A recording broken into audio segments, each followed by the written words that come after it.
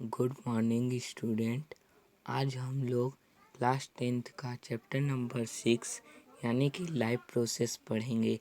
Life process होता क्या है और क्यों होता है और इसके पार्ट्स क्या हैं, ये सब हम लोग पढ़ेंगे आज। पहले हम लोग लाइफ प्रोसेस का डिफिनीशन पढ़ लेते हैं। All the process like respiration, digestion, which together keep the living organism alive and perform the job of body maintenance are called life process. Life process क्या है? लाइफ प्रोसेस हम लोग कह सकते हैं जिसमें रेस्पिरेशन, डाइजेशन हो और हम लोग के जो बॉडी होती है उसे मेंटेन करने के परफॉर्मेंस को लाइफ प्रोसेस कहते हैं। इसका मीनिंग ही आ रहा है लाइफ प्रोसेस, यानी कि लाइफ के लिए प्रोसेस करना है, मतलब जीना है तो प्रोसेस करना है। लाइफ प्रोसेस का कुछ एग्जाम्पल यहाँ पे है, जैसे कि growth, digestion, respiration, circulation, excretion.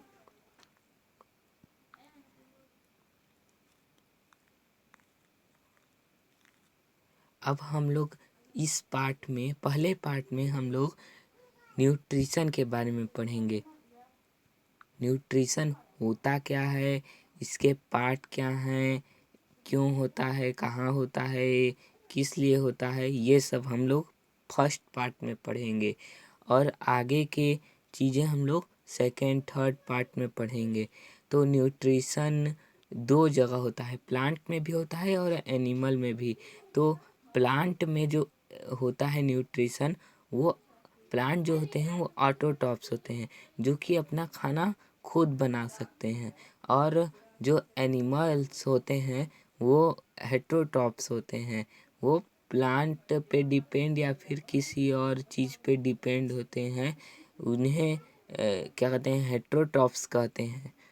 और न्यूट्रिशन का जो मोड होता है वो टू टाइप्स का होता है।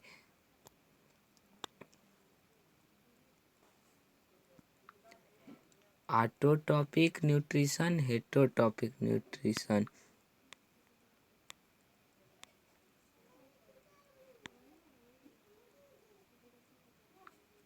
जो ऑटोट्रॉपिक न्यूट्रिशन होता है उसका डिफिनीशन यहाँ लिखा है।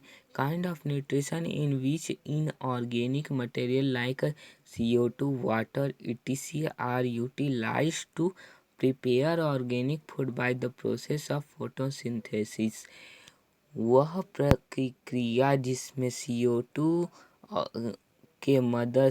और वाटर के मदद से ऑर्गेनिक फूड यानी कि खुद से अपना फूड बनाया जाए, और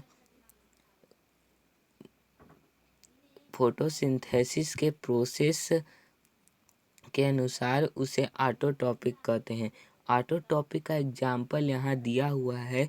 हम लोग ग्रीन प्लांट को ऑटोट्रॉपिक कह सकते हैं, कह नहीं सकते हैं, होते हैं, क्योंकि जो ग्रीन प्लांट होते हैं वो फोटोसिंथेसिस के मदद से sunlight, carbon dioxide and water से अपना ग्लूकोज एवं ऑक्सीजन रिलीज करते हैं, वो अपना एनर्जी गेन कर लेते हैं। इसके बारे में हम लोग ज़्यादा डिटेल में नहीं पढ़ेंगे, आगे बढ़ते हैं हेटरोट्रॉपिक्स के बारे में। हेटरोट्रॉपिक्स का यहाँ पे दिया हुआ है definition. Kind of nutrition in which inorganic do not possess the ability to size their own food. They depend on autotrophs for their food supply directly और इनडायरेक्टली। जो हेटरोट्रॉपिक होते हैं वो किसी भी तरह से अपना खाना खुद नहीं बनाते, वो किसी हेटरोट्रॉफ्स और किसी और पे डिपेंड होते हैं, चाहे वो डायरेक्टली हो चाहे इनडायरेक्टली हो। जैसे कि जो एक लाइफ चेंज होता है, लाइफ चेन आप लोग ने 6th 7th 8th में पढ़ा होगा कि लाइफ चेन में एक एनिमल दूसरे एनिमल पे डिपेंड होता है। जैसे कि एक स्नेक डिपेंड होता है एक टर्टल पे, और एक टर्टल एक अर्थवर्म पे डिपेंड होता है, और वैसे ही लाइफ साइकिल चलता है, वैसे ही ह्यूमन प्लांट पे डिपेंड होता है और प्लांट सनलाइट वाटर पे डिपेंड होता है। ये लाइफ प्रोसेस में नहीं आता है, ये लाइफ साइकिल में आता है। हम इसके बारे में ज़्यादा नहीं पढ़ेंगे। हेटेरोटॉपिक्स का यहाँ दो एग्जाम्पल है, एनिमल्स एंड फंगाई। एनिमल्स का मीन्स ये नहीं होता है कि बिल्ली कुत्ता बकरी, ये नहीं। आपने 8th क्लास में जब क्लासिफिकेशन ऑफ पढ़ा होगा तो उसमें एनिमेलिया किंगडम होगा, तो उसमें एनिमेलिया में सारे तरह के ह्यूमन एनिमल सारे चीज़ आते हैं, उन्हें एनिमेलिया कहते हैं। और फंगाई भी एक दूसरे पे डिपेंड होता है। इसके बारे में ज़्यादा नहीं, आगे बढ़ते हम लोग। आगे देखिए, हम लोग ऑटोटॉपिक न्यूट्रिशन में यहाँ पे प्रोसेस दिया हुआ है कि कैसे ऑटोटॉपिक अपना फूड बनाते हैं। तो जो ऑर्गेनिज्म होते हैं green plant, autotrophic nutrition is fulfilled by the process by in the CO2 and H2 and convert this into carbohydrate in the presence of chlorophyll, sunlight in called photosynthesis। यहाँ photosynthesis का definition दिया है। autotrophic nutrition is fulfilled by the process by which autotrophs take इन।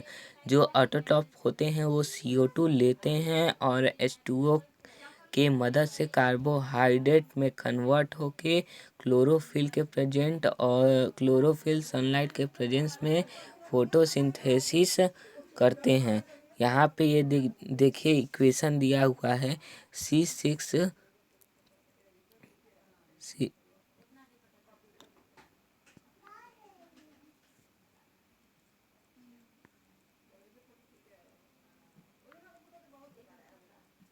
हाँ देखिए equation दिया हुआ है C6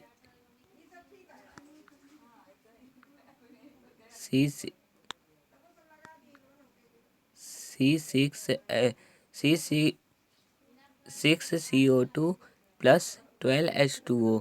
sunlight और क्लोरोफिल के प्रेजेंस में C6H12O6 plus 6O2 plus 6H2O बनाता है। मतलब कि जो कार्बन डाइऑक्साइड होता है वो वाटर के मॉलिक्यूल से सनलाइट और क्लोरोफिल के प्रेजेंस में ग्लूकोज और ऑक्सीजन वाटर रिलीज करता है। फोटोसिंथेसिस का रॉ मटेरियल हम लोग पढ़ते हैं आगे। रॉ मटेरियल क्या होता है फोटोसिंथेसिस का, हमको किस चीज़ की ज़रूरत पड़ती है फोटोसिंथेसिस करने के लिए। तो फोटोसिंथेसिस करने के लिए ज़रूरी है कि सनलाइट तो होना ही ज़रूरी है, क्लोरोफिल भी, क्योंकि क्लोरोफिल सनलाइट को ऑब्जर्व करता है तभी तो CO2 और H2O कार्बोहाइड्रेट और ऑक्सीजन और वाटर रिलीज करते हैं। जो वाटर होता है वो डिजॉल्व हो जाता है मिनरल में, लाइक नाइट्रोजन, फास्फोरस, ETC और CO2 जब स्टोमेटा में एंटर करता है ऑक्सीजन रिलीज कर देता है लीफ से। तो